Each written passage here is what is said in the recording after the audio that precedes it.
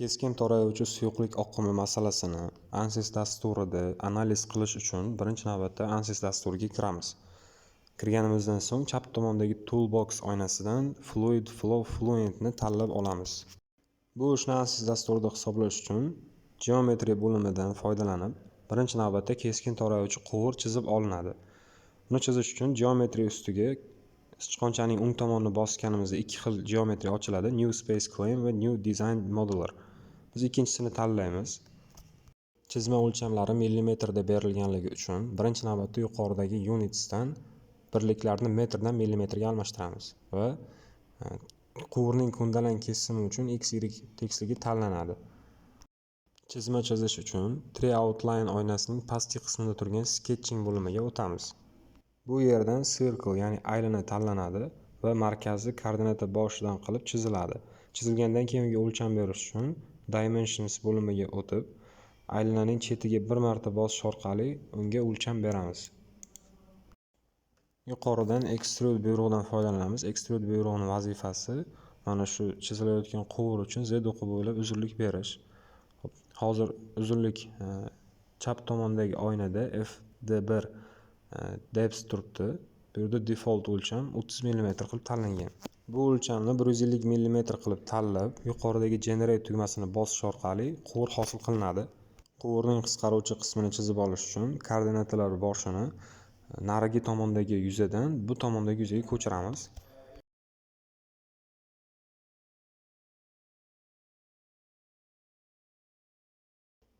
Yana chizish uchun Sketching bo'limiga kiramiz va koordinata boshini markazi sifatida tanlab, ikkinchi o'sha torayuvchi qismni chizish uchun aylana chizib olamiz. Dimensions buyrug'idan foydalanib, bu aylana uchun diametrini 50 mm qilib kirgizamiz. Geometry uchun hozirgina chizgan aylanamizga yana Extrude buyrug'idan foydalanib, Z o'qi bo'yicha uzunlik beramiz. Uzunlikni 150 mm qilib kirgizamiz.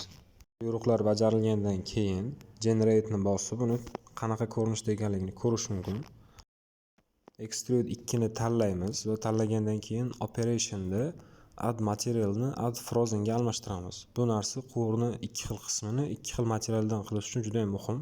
Hozirgi holatda quvurning keng va tor qismlari shunchaki birlashib turibdi. Ularni bir-biriga mahkamlash uchun Create qismidan Boolean buyrug'idan foydalanamiz va Geometry uchun mana shu ikkita quvurni qismini tanlab Apply ni bosamiz.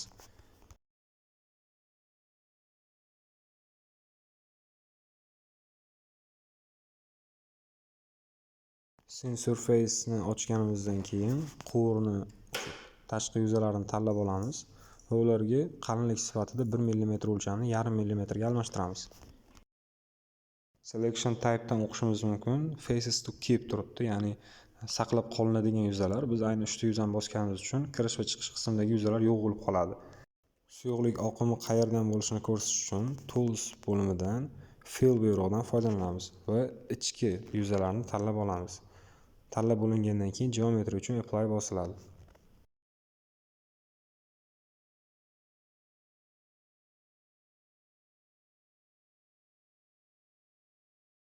Extrude 1 ni tanlab, uni ham Add Material'dan Add Frozen ga almashtiramiz va Generate ni bosamiz. Two Parts, Two Bodies dan ko'rishimiz mumkin. Ikki xil solid bor. Birida suyuqlik oqimi bo'ladigan soha ko'rsatilgan. Shuning uchun kirish va chiqish qismlari ham to'la. Ikkinchisi esa quvurning o'zi bo'lganligi uchun kirish va chiqish qismi ochiq sifatida ko'rinadi. Hop, ularga ixtiyoriy ravishda nom bera olishimiz mumkin. Ichi ochiqiga quvur, ichi to'lasiga esa suyuqlik deb nom berish mumkin. Geometry qismidagi chizma chizish yakunlangandan keyin u bo'limdan chiqib, Mesh ya'ni elementlarga ajratish, bo'lakchalarga ajratish bo'limiga kiramiz. Mesh bo'limiga o'tamiz va shunchaki Generate Mesh ni bosish orqali ham bo'lakchalarga bo'lish mumkin yoki hisob-kitoblar aniq chiqishi uchun elementlar o'lchamini ixtiyoriy ravishda kiritish ham mumkin. Qancha kichikroq kiritilsa hisob-kitoblar shuncha qiyinlashadi, lekin natijalar aniqlashadi.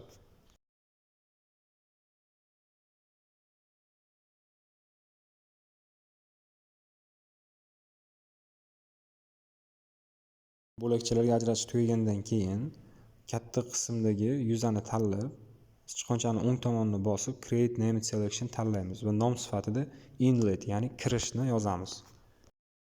Quvur devorlari uchun ham xuddi shu amallarni bajarib, nom sifatida Wall deb yozamiz, ya'ni devor.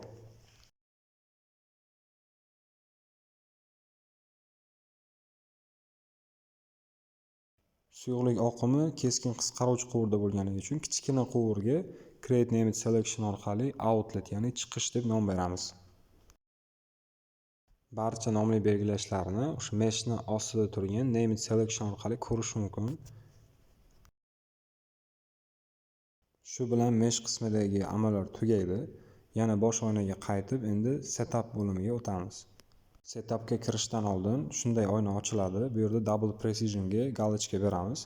Hop, galochka qo'yish va qo'ymaslikning farqi hisob-kitoblar aniqligida. Agar qo'yilmasa, verguldan keyin 7 ta son, qo'yilsa verguldan keyin 14 ta songacha hisoblaydi.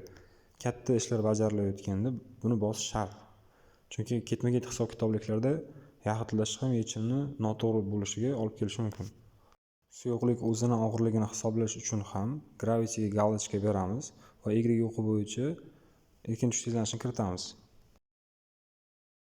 Tray oynasidan materialsni tanlaymiz. Bu yerda ikki xil oyna ochiladi: fluid va solid. Fluidni o'zida air bor. Uni suv bilan almashtirish uchun ustiga 2 marta bosamiz va ichidan fluent database ga kiramiz. Eng pastiga tushsak, water liquid materiali bor. Uni oynadan chiqarish uchun copy ni bosamiz va bu oynani yopib qarasak, o'sha yerda air ni pastida water liquid paydo bo'lishi kerak. Solid uchun ham xuddi shunday material tanlash uchun alyuminium ustiga 2 marta bosamiz. Fluent database ga kirib, material type ni fluid dan solid ga almashtiramiz. Materiallar almashgandan keyin still ya'ni po'latni tanlab, oynada ko'rinish uchun copy ni bosamiz va bu oynani yopamiz. Bu amallar orqali bizda o'sha quvur ichida harakat qilayotgan suyuqlik uchun water liquid tanlandi. Quvur materiali esa po'lat deb tanlandi. Setup bo'limida asosan boshlang'ich va chegaraviy shartlar kiritiladi. Bu yerdan boundary condition tanlaymiz va inletni ustiga 2 marta bosamiz. Bundan keyin alohida oyna ochiladi. Bu yerda velocity magnitude bor.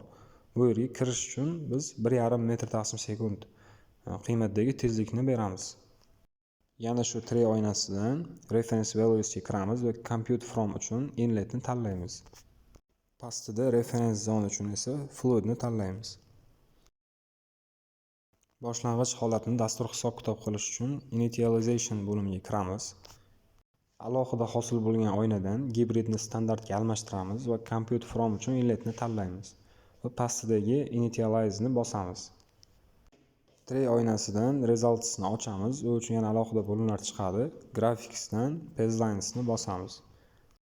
Page uchun ochilgan alohida oynadan particle variables ni velocity bilan almashtiramiz.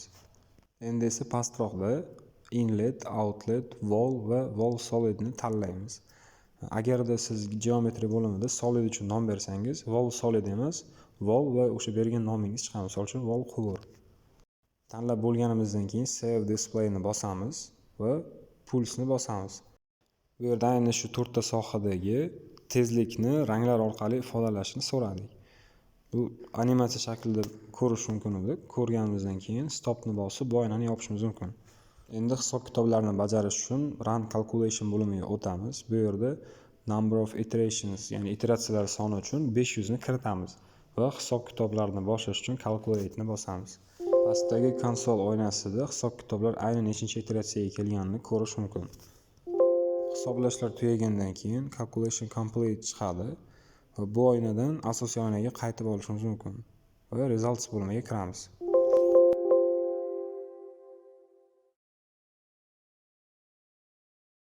Results bo'limi bizda quyidagicha ochiladi. Bu yerda quvur to'laligicha ko'rinmagan. Shuning uchun har bitta qismni alohida tanlab olib, ularni detallari ochilgandan keyin render bo'limiga o'tib, transparency dan ularni qay darajada ko'rinishini belgilash mumkin.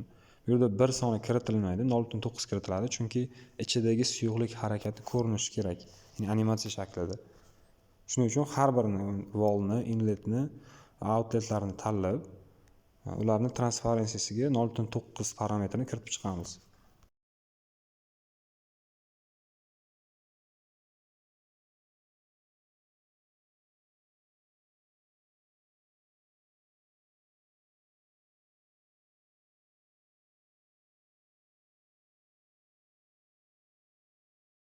Keskin qisqaruvchi quvur ko'rinishi jihatdan shu holatga kelganidan keyin oqim chiziqlarini ko'rish uchun yuqoridagi oynadan streamline ni tanlaymiz.